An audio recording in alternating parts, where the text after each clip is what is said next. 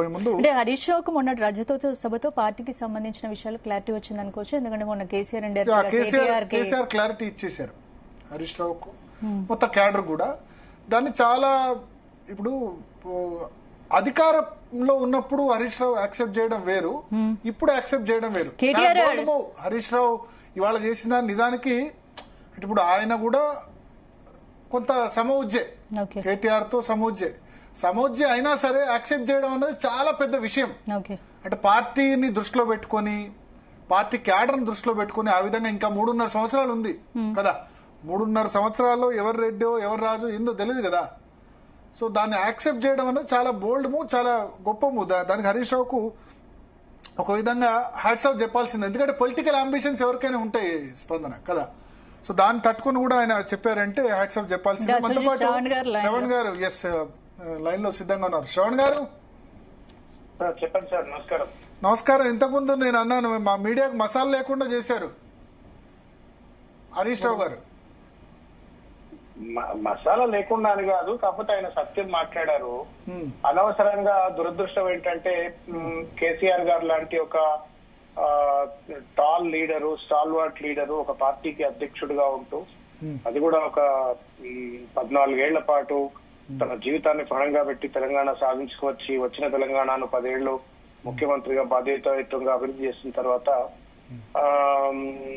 Just because ఈ last election ఈ alternative leadership మీద చర్చలు ఏదైతే చేస్తా ఉన్నారో, లేకపోతే పార్టీలో ఏదో అంతర్గతమైన విభేదాలు ఉన్నాయని చెప్పని ఏదైతే కుట్రపూరితంగా ఇవాళ రేవంత్ రెడ్డి అండ్ కంపెనీ ఏదైతే చేస్తా ఉందో, ఇది చాలా దుర్మార్గమైనటువంటిది. ఇది వ్యక్తిగా నేను బాధపడతా ఉన్నాను, పార్టీలో కార్యకర్తగా కూడా ఇది తప్పుడు ప్రచారం. దానికి ఇవాళ హరీష్ రావు గారు చాలా బలంగా తెరదించారు. మొన్న వారు చెప్పినట్లుగా చాలా సందర్భాలలో వాళ్ళు పత్రికాముఖంగా ఖండించినారు. తర్వాత సోషల్ మీడియాలో వచ్చినటువంటి ఒక వార్తల నేపథ్యంలో మేము సైబర్ క్రైమ్స్ డిపార్ట్మెంట్ కి వెళ్ళి కంప్లైంట్ కూడా లాడ్జ్ చేశాము. మళ్ళీ ఇవాళ కుండబద్దలు వచ్చినట్టుగా చెప్పినారు. వాస్తవానికి ఏంటంటే పార్టీలో ఏ రకమైనటువంటి అంతర్గత విభేదాలు లేవు. నెంబర్ 1. నెంబర్ 2, హరీష్ రావు గారు రాముడికి హనుమంతుడు ఎట్లనో కేసీఆర్ గారికి హరీష్ రావు గారు అట్లా. నెంబర్ 3, కేటీఆర్ గారు హరీష్ రావు గారు వారిద్దరూ ఒక నాణానికి 2 వైపులు. బయట రకరకాల చిలువలు పలువలు అనుకుంటారు. They are one and the same. వాళ్ళ ఆలోచన ఒకటే, వాళ్ళ ఆచరణ ఒకటే. వాళ్ళు కృష్ణార్జునులు లెక్క ఒక వ్యూహాత్మకంగా తెలంగాణ ఉద్యమంలో పనిచేసినారు, ప్రభుత్వంలో పనిచేసినారు. ఇవాళ ప్రతిపక్షంలో కూడా ప్రభుత్వాన్ని ఎదుర్కొంటూ ప్రజల పక్షాన పోరాడుతూ ఇవాళ పార్టీ బలోపేతం కోసం కలిసికట్టుగా కొట్లాడుతున్నారు. ఇప్పుడు ఏంటంటే డివైడ్ అండ్ రూల్. వీళ్ళిద్దరు కలిసినట్టయితే రేవంత్ రెడ్డి పప్పులు ఉడకవు, లేకపోతే ఇవాళ ప్రభుత్వంలో ఉన్నటువంటి ఒక దుర్మార్గమైన ఈ దోపిడీని కొనసాగించేటువంటి పరిస్థితిలో ఉండరు. కాబట్టి వైరుధ్యాలు ఉన్నట్టుగా సృష్టించాలా. దీనికి రేవంత్ రెడ్డికి దీనికి సంబంధం? మీ పార్టీ ఇంటర్నల్ అఫైర్ కదా.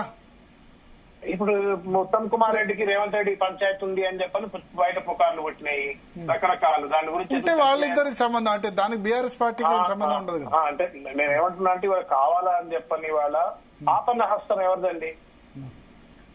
ఎవరిది ఆపన్న హస్తం? నాకు తెలుసు అది సునీల్ కనుగోలు నడుపుతాడు. ఎవరు సునీల్ కనుగోలు? రేవంత్ రెడ్డి హెంచ్మెన్. ఆయన సరే ఏఐసిసి లెవెల్లో పనిచేస్తే చేయొచ్చు, కానీ ఆయన కర్ణాటకకు చెందిన ఆయన, ఇవాళ కాంగ్రెస్ పార్టీలో ఉన్న కీలకమైనటువంటి ఒక సిద్ధాంతకర్త ఆయన. ఆ మొత్తం ఆపన్న హస్తం నడిపేది ఆయనే, ఆయన ఆఫీస్ లో నడుస్తుంది. ఇంకా రేవంత్ రెడ్డికి సంబంధం లేదని మీరంటే నేను నమ్మితే అంటే ఇన్ని రోజులు నిప్పు ఉంటేనే కదా పొగ వచ్చేది. ఇప్పుడు నిప్పు లేకుండా కానీ పొగలు సృష్టించవచ్చు. ఏమున్నది? బట్టగాల్చి మీదేయడానికి ఏముందండి? మీకు ఇప్పుడు ఇవాళ స్టేట్మెంట్ తర్వాత అది క్లియర్ గా చెప్పిన తర్వాత ఇంకేముంటది? ఏం ఉండదు కదా. ఏం లేదు, గతంలో కూడా లేదు అంటున్నా నేను. గతంలో కూడా లేదు. కావాలని చెప్పని పనుగట్టుకొని కొంతమంది తప్పుడు ప్రచారం చేసే ప్రయత్నం చేసినారు. వాటికి వాళ్ళ మూతోడు జవాబు. ఏప్రిల్ 20 నుంచి వాళ్ళ మే 13 వరకు కొంత నడిచింది కదా ఇదంతా కూడా. హరీష్ రావు కూడా దీనికి సంబంధించి ఆయన కూడా కొంత సభకు ప్లీనరీ దానికి దూరంగా ఉన్నారు సభాస్థలి విషయంలో.